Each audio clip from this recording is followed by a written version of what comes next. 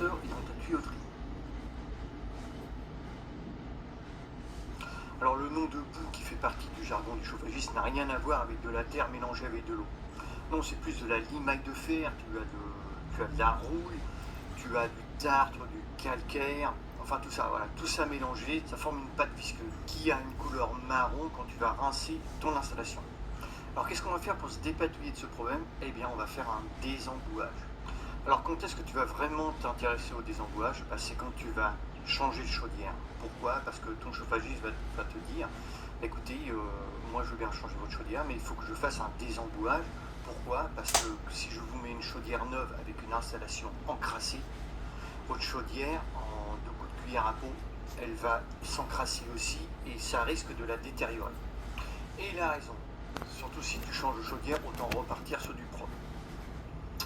Donc c'est vrai que le nettoyage de ton installation va te permettre de repartir sur quelque chose, sur une base saine qui va avoir vraiment un impact sur ta consommation d'énergie, puisque là tu vas repartir vraiment au propre avec une chaudière neuve et une installation bien nettoyée.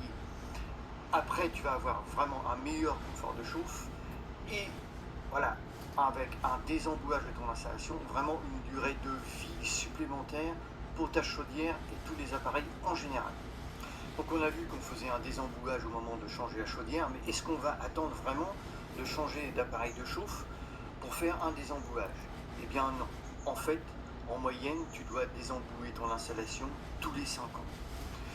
Donc, pour regarder vraiment si ton installation est encrassée, eh bien, tu vas dévisser un de tes petits purgeurs sur un de tes radiateurs et tu vas regarder la couleur de l'eau. Si elle a une couleur vraiment noire, visqueuse, couleur huile, c'est que là, ça commence, tu vas commencer à rentrer dans la phase nettoyage.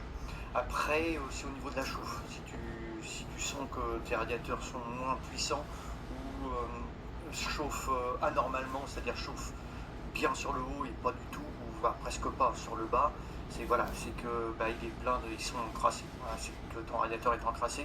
Après, tu peux voir ça aussi, tu peux l'entendre aussi au niveau du bruit, si ça fait des genres de petits claquements sourds.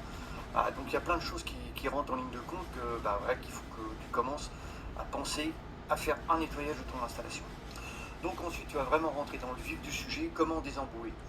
Eh bien, dans un premier temps, tu peux prendre un professionnel, lui, qui va venir avec une machine pour pouvoir nettoyer toute ton installation. Et en deuxième lieu, tu peux le faire toi-même.